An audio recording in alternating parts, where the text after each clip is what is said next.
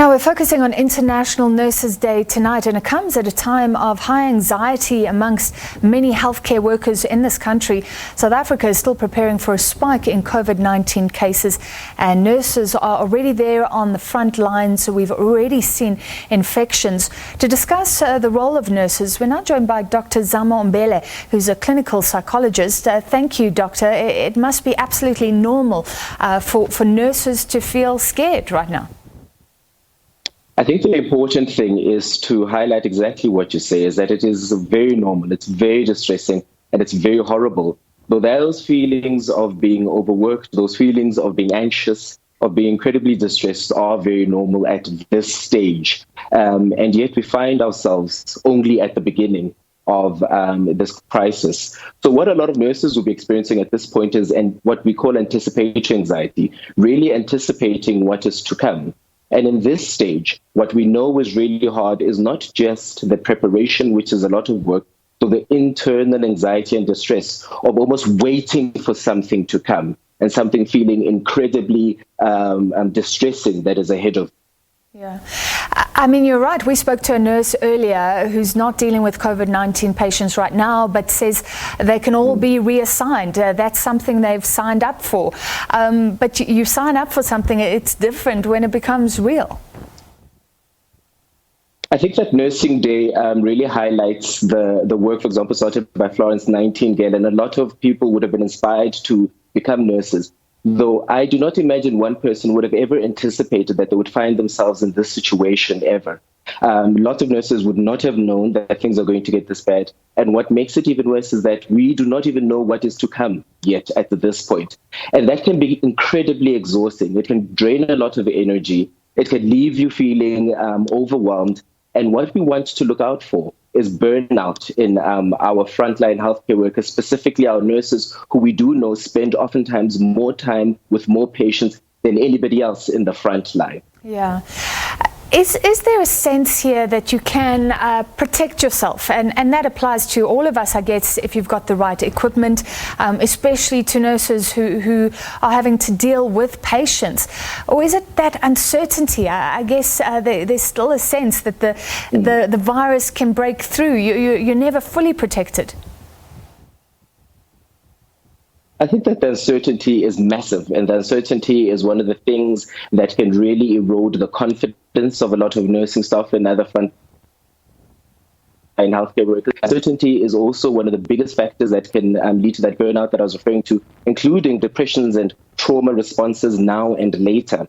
And this is why it's incredibly important that the leaders or the management and the structures that are looking after our nurses do themselves exercise great leadership and great compassionate leadership, and trying to offer them as much that knowledge that they can and as much information in order to combat this uncertainty. The next thing that you touch on specifically is about the physical protection. And I think that we cannot undermine that our nurses need the PPE that is required, not only to give them a sense of security amidst this crisis, but to allow them to do the incredibly important work that we need in this country at this point. Yeah. So it's both something that is leadership as much as it is concrete. We need to actually support them with real things in their hands. So you've touched on something important because amongst the public there may even be anger if you hear that nurses are refusing to treat patients. But surely those demands to have the right equipment to do that are fair enough.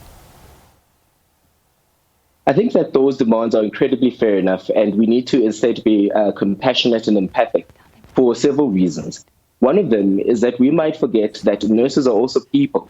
So not only are they being worked and in many cases being worked more than at different times, and therefore their stress and caseload is much higher, but they are also dealing with the crisis that we all face on a day-to-day basis. They too might be frightened and scared, and they may also be having to deal with additional distress. For example, having to isolate from some of their families because they are worried about spreading this to their children, to their parents, to friends.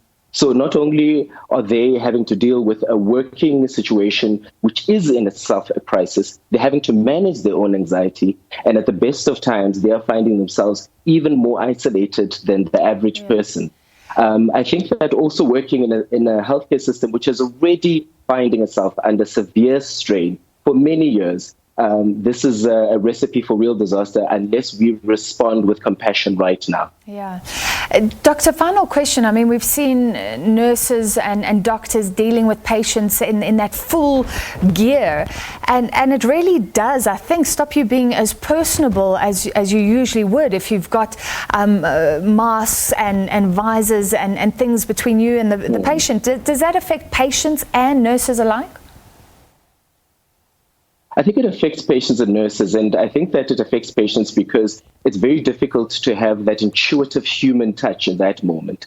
Behind the visors, behind the PPE, which is incredibly important, it can feel as if there is no human there anymore.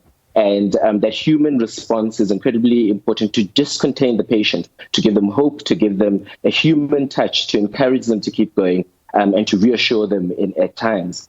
I think the PPE absolutely affects nurses. Not only is it incredibly uncomfortable, but it feels as if they are in some sort of soldier uniform. So when we see soldiers in camouflage, we can easily recognize that they are here for a particular reason. But for nursing staff to be in PPE, it can also feel similar, though nobody has said that you are at war. And the PPE that we see them wearing is uncomfortable because it is in itself actually not nice to wear. But it's also uncomfortable because it gives them a sense that they are at war. And so the distress that comes out of wearing PPE is extreme. I want to add one more thing. Nursing uniform, I think historically and globally, has been something that has been a real good sign. A lot of people have been proud to wear nursing uniform, and a lot of our nurses wear it with pride.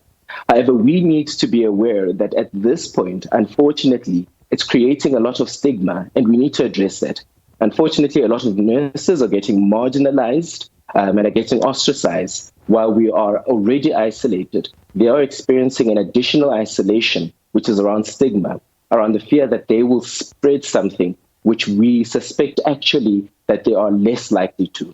And this is incredibly unfair, and it's something that we need to address, especially because they are already making a huge sacrifice and are likely to continue to do so. And we need them to do so even after this crisis. A very good point that the nursing uniform now marks you. Hopefully that message gets through. Thank you so much, Dr. Zamo Mbele, who's a clinical psychologist.